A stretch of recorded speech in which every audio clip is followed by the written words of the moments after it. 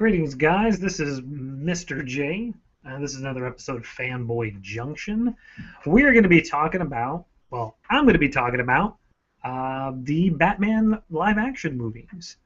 Uh, I've done a couple different lists, and different people have always brought up Batman and Batman movies and which one this and blah, blah, blah, blah, yakety schmackety. So I figured let's go ahead and talk about the live action Batman movies. Now I'm going to take two of them off this list completely. First of all, The Dark Knight. I've got to take The Dark Knight off the list because on my top 10 comic book movies of all time, The Dark Knight was number one. So there's no reason for me to put on this list because you know where it's going to end up. So that one's out.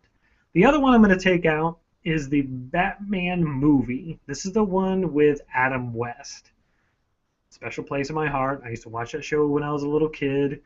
But let's face it, putting that in this list, it just doesn't work. That's like putting like the serials in with some of these other movies. It was a different time. It was a completely different tone. It was based off a TV show. You can't, in my opinion, you just can't put that in a list like this. So I guess you could say the modern era of Batman movies. That's what we're going to talk about here. So I'm going to go from least favorite, or I hated this movie so bad it's pathetic, to my favorite of the live action shows. And I'm going to go ahead and, give you reasons why. Some of them may make absolutely no sense. Some of them will make a lot of sense. And some of them, whatever. It's my show. I can do what I want.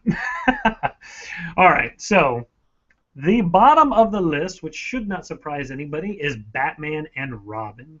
This is the one starring George Clooney as Batman. And the thing I always laugh at is you could even see, even though he had the Batman cowl, you could see he was trying to do that old George Clooney shift the head thing. Yeah, it's just an atrocious movie. Horrible acting, horrible costumes, horrible. It's just all horrible. I'm not going to spend any more time talking about it. That's just the bottom of the list. The next one up from that is The Dark Knight Rises. Now, was it a pretty good movie? Yeah, it was okay. It wasn't great by any sense of the word. And I think the problem with it is it was almost like X-Men 3. X-Men 2 was so great, X-Men 3 was crap in comparison. It wasn't a good movie anyway. But that's what the thing with Dark Knight Rises. The Dark Knight was just such a great film. To have The Dark Knight Rises with its numerous loopholes and kind of, it just didn't, and it's sad too because I personally liked Bane. I like the interpretation of Bane they used. It's pretty much goes along. It takes bits from the comic, but kind of stays with that movie universe. The Talia thing, sorry, girl, we all knew you were Talia. I don't know why you even tried to deny it.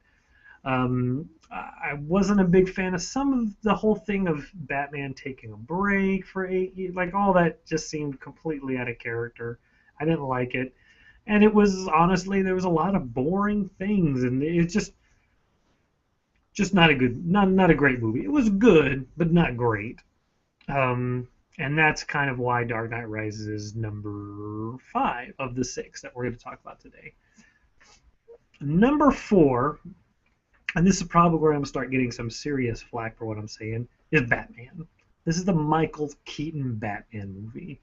Now, I admit, when the movie came out, I went and saw it. I was excited to see it. Loved the car. I'm never going to talk bad about that car. That car was amazing. I liked Michael Keaton's performance for the most part in that movie. But one thing for me that happened in that movie that hasn't ever happened in one of the other Batman movies, maybe The Dark Knight Rises, is that at one point I'm sitting there watching this movie, the first time. I don't remember who the girl was I was dating at the time. We were watching the movie, and I'm sitting there, and I'm like, wow, why am I bored watching a Batman movie? I was bored watching that movie. Keaton's performance was good, but I never bought him as Batman. And the whole movie itself, it didn't seem to take from anything when it comes to the comic books. There isn't I know a lot of people like to say, oh, it's more pure to the comic. Really? What comic book Batman story did they take any elements of that movie from? And the whole thing of linking the Jokers to Batman's origin, it to me kills the Joker character of just random chaos. So that's why for me, Batman, it's number four. Again, I'm not saying I hated that movie. It was a Batman movie. It was pretty good. If it's on, I'll watch it. I'll never say, "Hey, let's watch Batman." That'll never come out of my mouth. But if it's on, or if someone's like, "Hey, I'm watching Batman," I'll probably sit and watch it.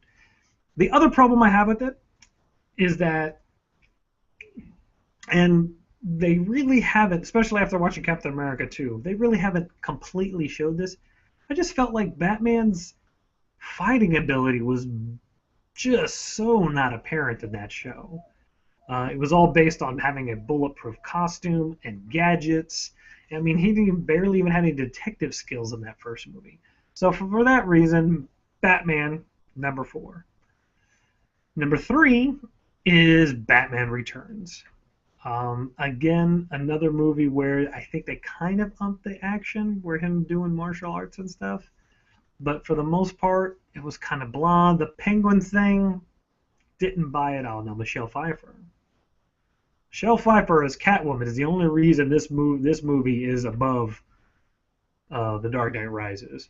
Michelle Pfeiffer as Catwoman made that movie. If it wasn't for her, that movie would be horrible. I mean, just acting.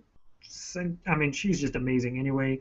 But her as Catwoman, you're not gonna find a better Catwoman than that. I would. That's a definitive Catwoman.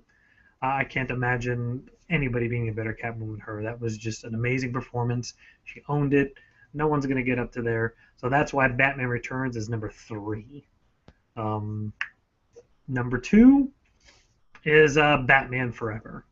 Now, again, I know this is where I'm going to get a lot of flack. People do not like Batman Forever. And I can understand that. The Riddler and Two-Face, it was funny to see Jim Carrey running around, but he was more acting like a Joker. Same with Two-Face. He wasn't really acting like the character of Two-Face. But for me, Val Kilmer's performance as Batman just kind of brings it up. Personally, I think Val Kilmer has given the best performance of Batman of any of the movies. I'm not saying he was the best actor to ever portray Batman, but to me, and I think I've mentioned this before, Val Kilmer got that Batman dresses up as Bruce Wayne. Bruce Wayne does not dress up to be Batman. It's the other way. And what that means is that he's always Batman. And the way that Kilmer played it is that even when he was Bruce Wayne, Batman was there. He didn't mind jumping into action. He didn't mind doing something. You always had that underlining feeling that at any moment Bruce Wayne would whip the crap out of somebody. And I think that's something that Michael Keaton, George Clooney, even Christian Bale, I think never really accomplished with the character, was that at any moment he's Batman. It just instantly could change into Batman and do his thing.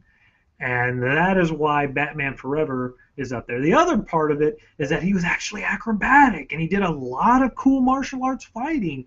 I mean, again, say what you will about the rest of the movie. When Batman's on the screen, there is no question that he is a physical badass, that he can fight, that he can take care of things. He was doing stuff like he does in the comics. The whole Batman fighting ability was there. There was a detective aspect to it that, I mean, I think in Batman Returns there's a little bit of it, but in this one you definitely saw some of the detective side where they're doing the whole figuring out the riddles and they blah, blah, blah. I really thought the Batman portion of Batman Forever is what propels it above. And, you know, Nicole Kidman, not bad to look at either. I'm not even going to go to the Robin thing. Whatever. Whatever. So that's why Batman Forever is number two. So that means number one is Batman Begins. The thing about Batman Begins is across the board, there's nothing wrong with that movie. Really good acting, every character, except for Katie Holmes. I could have done without. She could have been portrayed by anybody, as you could tell with Dark Knight Returns when Maggie Gyllenhaal played the same character, and no one was like, "Who cares?" But my point is that Christian Bale, excellent performance as Batman. Not the best performance of somebody playing Batman, but an excellent performance as Batman. I mean, you really see this guy is a top-notch actor. Just watching him and his performance was great. Again, a little bit off the mark, but I really liked it. You got Lucius Fox. Oh my gosh, Morgan Freeman, amazing. Liam Neeson, and they got me. They got me. I usually can see it a mile away, but Ducard is a pre-crisis Batman. His origin has him hanging out and learning how to be a detective from Ducard, so they hooked me completely. I didn't see that coming, and I was because I can usually see it coming. That was really cool. Michael Caine, of course. Gary Oldman as Gordon. I mean, across the board, you had nothing but great performances. I could see people's problem with the whole Batman voice when he's in the Batman costume. I think it was, I can understand. Didn't bother me. I haven't put a cowl on and tried to become Batman, so I don't know what it would sound like. So I wasn't really that bothered by it. But all in all, it was a very well-paced action movie. And I think that's something that a lot of people need to understand. Comic book movies are action movies.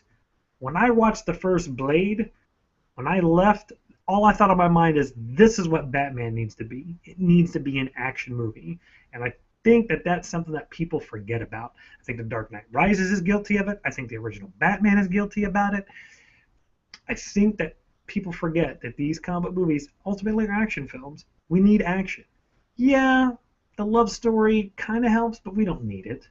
I don't want the love story. I shouldn't be watching 30 minutes of Michael Keaton and Kim Basinger trying to figure out their relationship. I don't need to see that. I don't want to see that. Nobody wants to see that. We want to see Batman whipping a bunch of people's butts and being Batman, then being a detective, and then finding somebody so he can whip their butt. And then when he's done whipping their butt, he whips other people's butts, and he's still Batman. I would love to see a Batman movie where he spends 80% of the time in the costume, not 20 or 40. I would love that. That is my hoping with this whole Man of Steel, Batman, whatever, that they spend more time in the Batman outfit. But yes, Batman Begins, great action, great acting across the board. The story is solid. So that's why Batman Begins. So it goes number 1, Batman Begins, number 2, Batman Forever, number 3, Batman Returns, number 4, Batman, number 5, Dark Knight Rises, and number 6, Batman and Robin. That's my list. That's my opinion. You have a different opinion, comment below. You got something else you want me to talk about, comment below. If you want to get into this whole Nolan versus Keaton, I don't know. I know a lot of people want to say the whole Nolan films are boring. Okay, I get it. You think the Nolan films are boring. Let's get into something more about them all. Anyway,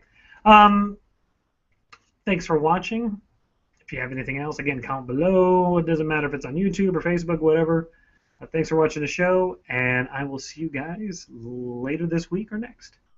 Have a nice one.